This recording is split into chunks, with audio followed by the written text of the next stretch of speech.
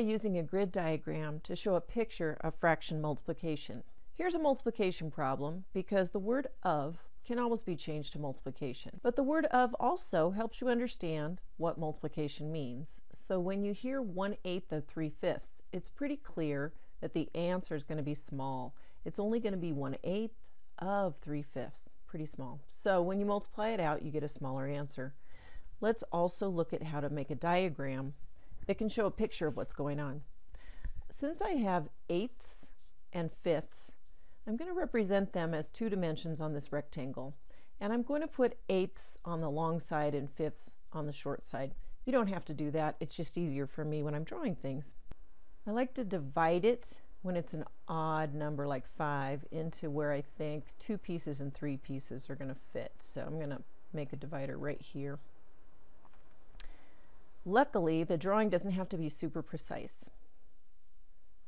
If it did, I would get bigger graph paper and use those lines and a ruler.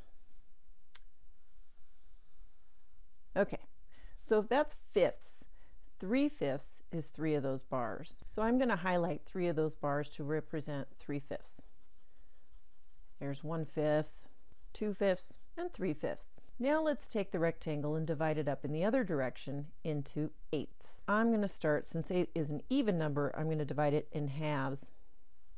I'm going to start with 1/2 and 1/2, and then make fourths, and then make eighths. My artwork should make you feel really good about how awesome your artwork is, because I'm sure you can do better than that. Okay, so I've broken that into eighths, and I'm going to highlight just 1/8 in a different color. Now the solution is the overlapped part. That's where you see 1/8 of the 3/5, or 3/5 of the 1/8, which is the same thing. So look at this. Here's the overlapped part.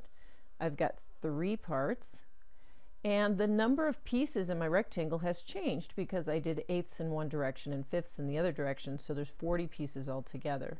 That is 3/40ths, which is what you would get doing multiplication. Clearly, multiplying straight across is faster, but it is also helpful for you to understand on a deeper level and not just how to crank out the answers like a machine, but have a deeper understanding like a real mathematician. 1/2 of 5/7. So I'm going to start with 5/7.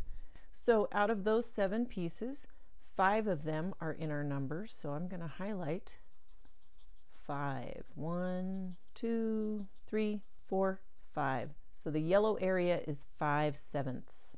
Okay, now I'm going to divide the rectangle in half using the other dimension. Okay, there's my super perfect half, and I will highlight that in a different color.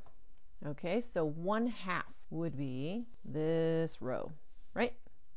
Okay, so where is the overlapping area? We've got this bar right here. So we've got 5 pieces, and altogether there are 14 pieces. So that is 5/14. Now go do more drawings just like this.